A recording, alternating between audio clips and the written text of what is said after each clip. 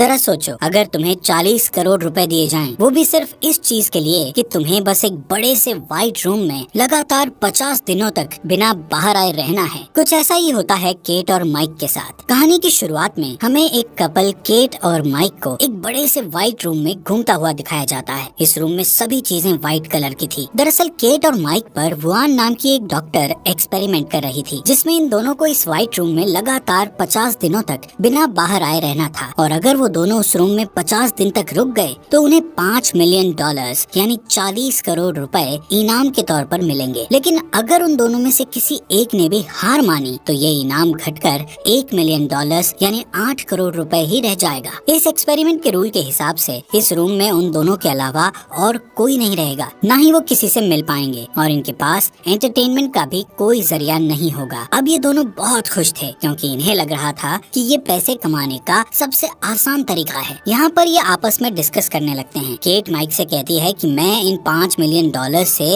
अपने सारे सपने पूरे करूंगी। वहीं माइक इन पैसों को पार्टीज में उड़ाने का प्लान बनाता है, और केट से कहता है कि इतना पैसा आने के बाद हमें कभी भी पैसों के बारे में सोचना नहीं पड़ेगा। थोड़ी देर बाद उनको एक AI डिवाइस की आवाज आती है, जो उन्हें यहाँ के रूल्स के बारे में बताती है कि अब वो लोग एक इमैक्युलेट रूम में हैं। इस रूम में उनके पास सिर्फ एक बेड, एक बेंच और एक सिंपल सा बाथरूम था, जहाँ पर एक मॉनिटर लगा हुआ था, जिसमें इस रूम में रहने के सारे रूल्स लिखे हुए थे। जिनमें से एक रूल ये लिखा हुआ था कि एक टाइम पर एक ही इंसान बाथरूम का इस्तेमाल कर सकता है। यहाँ दीवार पर एक रेड बटन भी था, जिसको प्रेस करके उनमें से कोई भी हार मानकर यहाँ से बाहर जा सकता था। वहाँ लगे मॉनिटर पर टच करके वो लोग अपने लिए खाने पीने का सामान मंगा सकते थे, और एग्जिट डोर के ठीक ऊपर एक बड़ी सी क्लॉक लगी हुई थी, जिसमें उनके 50 दिनों का टाइमर चल रहा था। इस रूम में कैट और माइक के लिए डेली न्यूट्रिशन का एक डिजाइनर बॉक्स आता था, जिसमें उनके खाने पीने का सामान होता था। रूम की लाइट्स रात होने पर ऑटोमेटिकली ऑफ हो जाती और सुबह होने पर ऑटोमेटिक ऑन भी हो जाती थी। इस रूम में समय के साथ साथ सुबह, दोपहर, शाम और रात होने की अनाउंसमेंट AI डिवाइस से की जाती थी, जिसका मतलब होता था कि अब उन्हें आराम करना चाहिए। स्क्रीन पर टच करके वो अपने लिए अलार्म भी लगा सकते थे। माइक यहाँ ऐसे रहने लगता है जैसे कि उसके वेकेशन चल रहे हों, इसलिए वो हर रात देर से सोता था। वहीं केट अपने लिए एक अलार्म सेट करती है ताकि वो अपना एक रूटीन बना सके। अब वो दोनों अपनी पहली रात यहाँ एक ही बिस्तर पर बिताते हैं। सुबह होते ही केट नहाने के लिए बाथरूम में जाती है, और वहाँ शीशा देखती हुई खुद को कहने लगती है कि हमें इस चैलेंज को हर हाल में जीतना है। नहाने के बाद वो अपने कपड़े बाथरूम की लॉन्ड्री में धोने के लिए दे देती है, जिसके बदले में उन्हें सिंपल सा प्लेन पजामा और टी-शर्ट्स मिलती हैं। वो दोनों आपस में मस्ती करते हुए कहते हैं कि चलो, इन लोगों ने कम से कम उन्हें रंगीन कपड़े तो दिए। कुछ टाइम बिताने के बाद केट सोचती हुई माइक से बोलती है कि आखिर डॉक्टर वुआन ये एक्सपेरिमेंट क्यों कर रही है। माइक केट से बोलता है कि मुझे इसके बारे में नहीं पता। उन दोनों को बस इतना पता था कि उन्हें 50 दिनों तक यहाँ रहना है, जिसके बदले उन्हें 40 करोड़ रुपए मिलेंगे। इसके बाद माइक और केट खुद को बिजी रखने की कोशिश करते हैं। केट अपना मन शांत करने के लिए मेडिटेशन करने लगती है। वहीं माइक घूर घूर कर उस क्लॉक की ओर देख रहा था, जिसमें 50 दिन का टाइमर चल रहा था। बैठे बैठे माइक अजीब अजीब सी बातें सोचने लगता है, जैसे कि यहाँ की दीवारों का रंग सफेद ही क्यों किया गया है। केट उसे बार बार कहती है कि उसे लगातार उस क्लॉक की ओर नहीं देखना चाहिए, बल्कि उसे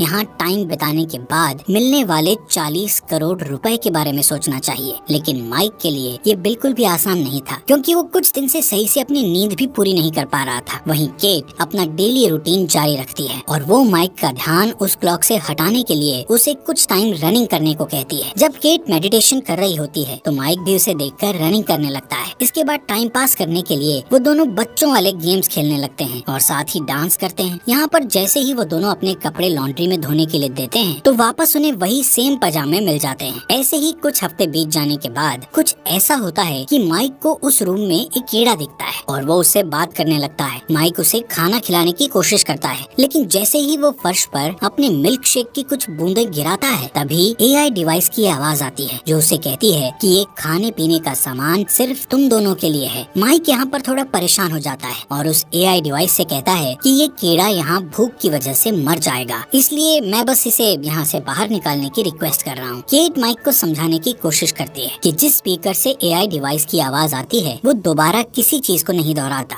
लेकिन माइक केट से कहता है कि मुझे इस कीड़े को बाहर निकालना ही पड़ेगा, वरना ये यहीं पर मर जाएगा। इतना कहता हुआ वो उस रूम में लगे रेड बटन की ओर जाने लगता है। यहाँ पर इन दोनों के बीच बहस होने लगती है। केट कहती है कि वो बटन दबाने पर कर हम ये चैलेंज हार जाएंगे और उन्हें यहाँ से खाली हाथ बाहर निकाल दिया जाएगा। हालांकि माइक बाहर नहीं जा रहा था, वो बस उस कीड़े को बचाने की कोशिश कर रहा था। इसके बाद माइक उस कीड़े को नीचे रखकर केट को कहता है कि ये कीड़ा एक लिविंग थिंग है और तुम्हें इस पर जरा सी भी दया नहीं आ रही। जिस पर केट उससे कहती है कि तुम्हें ऐसा इसलिए लग रहा है क्योंकि तुम एक वेजिटेरियन इंसान हो। ऐसे ही काफी देर तक इनकी बहस चलती है और गुस्से में केट वहाँ से आगे बढ़ने लगती है कि तभी बातों ही बातों में गलती से उसका पैर उस कीड़े के ऊपर टिक जाता है, जिससे वो कीड़ा वहीं पर मर जाता है। केट माइक से बोलती है कि ऐसा उससे गलती से हुआ है, लेकिन माइक ये मानने को तैयार नहीं होता और गुस्से में आकर वो एक कोने में अपना पूरा दिन बिता देता है। इस रूम के रूल्स के अकॉर्डिंग उन्हें 2 ट्रीट्स लेने की परमिशन थी, इसलिए माइक केट से कहता है कि मैं अपनी एक ट्रीट लेने वाला हूँ। केट उसे याद दिलाती है कि ऐसा करने से उनके प्राइज मनी से $1,00,000 कम हो जाएंगे, इसलिए वो माइक को ऐसा करने से मना करती है। लेकिन फिर भी माइक अपनी ट्रीट लेने चला जाता है और बदले में उसे एक ग्रीन कलर का स्केच मिलता है। माइक कहता है कि इससे तो उसका कुछ होने वाला नहीं है, फिर भी कम से कम अब दीवार पर आर्ट बनाकर टाइम पास तो कर ही सकता हूँ। अब जैसे ही कैट उसे दीवार पर ड्राइंग करते हुए देखती है तो वो उससे खुद का पोर्ट्रेट बनाने को कहती है, जिस पर माइक भी उसका पोर्ट्रेट बनाने लगता है। काफी टाइम बाद केट बोर होकर यहाँ से चली जाती है क्योंकि वो माइक के लिए एक मॉडल नहीं बनना चाहती थी। वहीं माइक तब तक ड्राइंग करता रहता है जब तक वो उस स्केच को खत्म नहीं कर देता। वो पूरे बाथरूम और टॉवल को ग्रीन स्केच से पूरा भर देता है। इस वजह से केट बहुत परेशान हो जाती है और माइक से अपने पहले के रूडली बिहेवियर के लिए सॉरी बोलती है। लेकिन यहाँ पर इन दोनों के लिए एक अच्छी बात ये थी कि अब 50 में से सिर्फ 20 दिन ही और बचे थे। ऐसे ही इनके इस रूम पे दिन बीतते जाते हैं और एक सुबह अचानक केट को बाथरूम में एक गन मिलती है। ये दोनों हैरान और परेशान हो जाते हैं कि ये गन आखिर यहाँ कैसे आई। बाथरूम से वो गन उठाकर ये दोनों बेड के नीचे फेंक कर उसे छुपा देते हैं क्योंकि AI डिवाइस ने उन्हें लॉन्ड्री में कपड़ों के अलावा और कोई चीज देने से सख्त मना किया था। कुछ दिनों बाद इन्हें कुछ रिवॉर्ड मिलता है जिसमें इनको एक फैमिली और फ्रेंड्स के मैसेज दिखाए जाते हैं। माइक अपनी सिस्टर का मैसेज देखता है जो उसे बताती है कि वो कैसी है और मॉम डैड कैसे हैं। अपनी बहन को देखकर माइक बहुत खुश होता है, लेकिन जब केट को उसके डैड का वीडियो मैसेज दिखाया जाता है तो उसके डैड कहते हैं कि अब वो रोड पर नहीं बल्कि एक शेल्टर में रह रहे हैं। केट उस वीडियो को रुकवाना चाहती थी, लेकिन उसके कई बार कहने पर भी वो वीडियो नहीं रुकता। तभी वो बाथरूम की ओर जाती है और वहाँ जोर जोर से रोने लगती है। माइक उसे चुप कराने की कोशिश करता है। इसके थोड़ी देर बाद वो दोनों एक साथ लिपट कर सो जाते हैं। अब जैसे ही सुबह अलार्म बजता है तो केट बेड से नहीं उठती क्योंकि वो डिप्रेशन में चली गई थी। जब माइक उससे ना उठने की वजह पूछता है तो वो उसे बताती है कि उसने अपने डैड को कई सालों बाद देखा था और वो हमेशा माइक से झूठ बोलती रही कि उसके डैड नहीं है क्योंकि वो अपने डैड को लेकर बहुत शर्मिंदा थी। वो माइक को बताती है कि उसके डैड बहुत ज्यादा ड्रिंक करते थे और उसके स्कूल की फीस भी नहीं भरते थे। माइक केट से कहता है कि अब हमारे इस रूम में 50 दिन पूरे होने में सिर्फ 2 ही हफ्ते बचे हैं, लेकिन केट अभी भी बेड पर ही पड़ी हुई थी। माइक उसे एंटरटेन करने के लिए नए नए तरीके आजमाता है, लेकिन इससे कैट पर कोई असर नहीं होता और फिर वो खुद भी कैट के साथ बेड पर लेट जाता है, लेकिन इससे भी कैट को कोई फर्क नहीं पड़ रहा था। ये देखते हुए माइक जमीन पर जाकर लेट जाता है। नेक्स्ट डे माइक केट को उनकी बची हुई एक और ट्रीट लेने के लिए कहता है, लेकिन केट उसे ये कहकर मना कर देती है कि वो और पैसों को खोना नहीं चाहती, जिससे माइक फ्रस्ट्रेट हो जाता है क्योंकि उसे लगता है कि अब वो केट की मदद नहीं कर पाएगा। कि तभी केट बेड से उठती है और माइक से उसकी दूसरी ट्रीट मांगने के लिए कहती है, भले ही उनका $1 मिलियन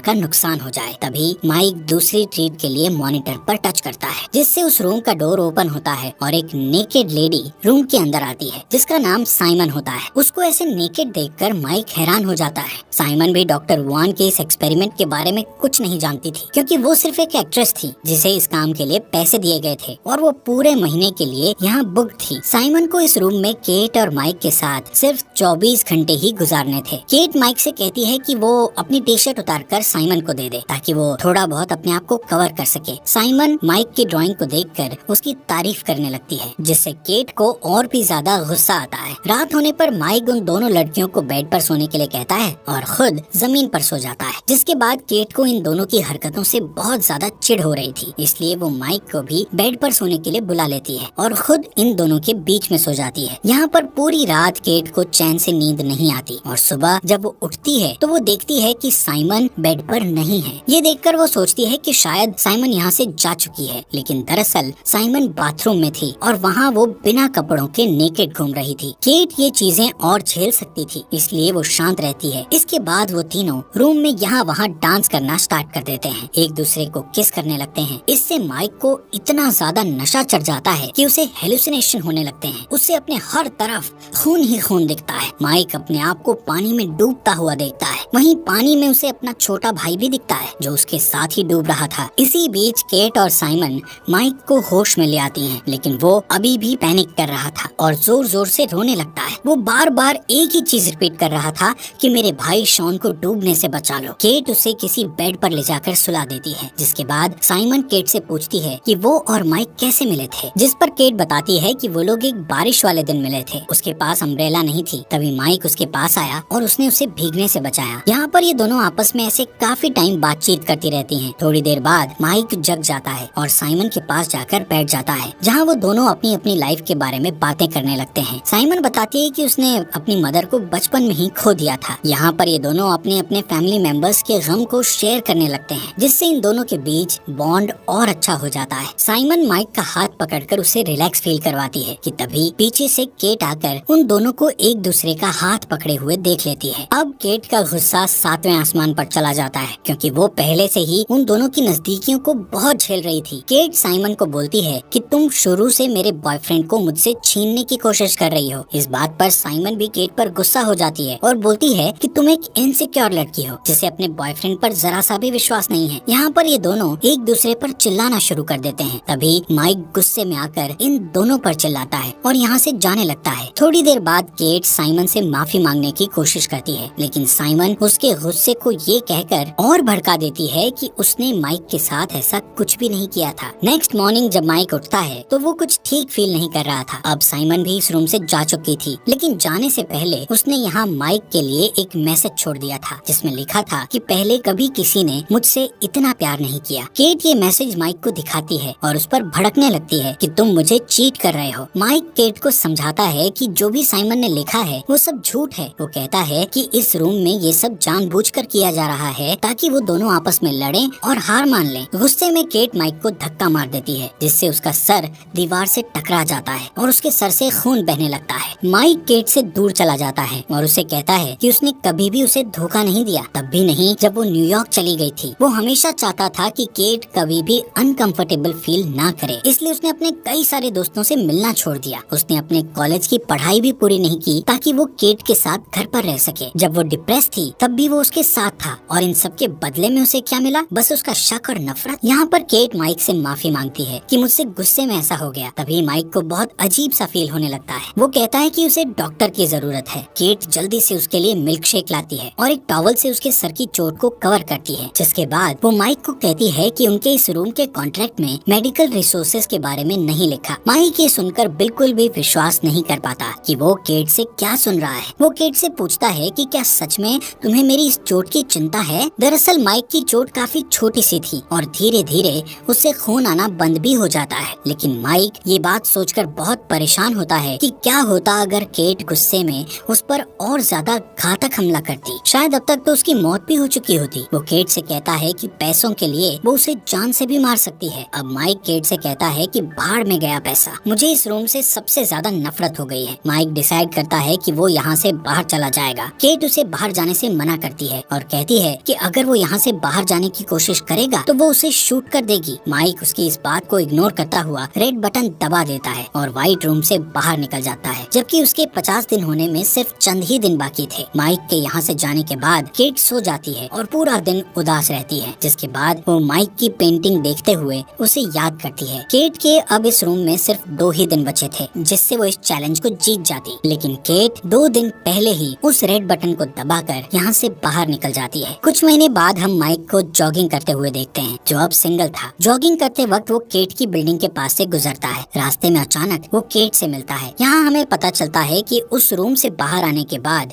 कई महीनों तक ये दोनों एक दूसरे से मिले भी नहीं थे। इसके बाद ये दोनों यहाँ से साथ मिलकर डिनर पर जाते हैं। रास्ते इतने में माइक केट से पूछता है कि क्या उसने उस रूम का रेड बटन दबा दिया था। केट इसका जवाब नहीं देती, लेकिन वो जो कुछ भी हुआ उसके लिए माइक से माफी मांगती है। जब वो दोनों यहाँ से चले जाते हैं तब कैमरा एक बिल्डिंग पर फोकस करता है जिस पर ये साफ साफ लिखा था कि इस बिल्डिंग का निर्माण एक बहुत बड़े डोनेशन से हो पाया है, जिसके डोनर ने अपना नाम नहीं बताया। मूवी के एंडिंग में हम देखते हैं कि उसी रूम में एक नया कपल इस चैलेंज को एक्सेप्ट कर लेता है और ये मूवी यहीं पर खत्म हो जाती है।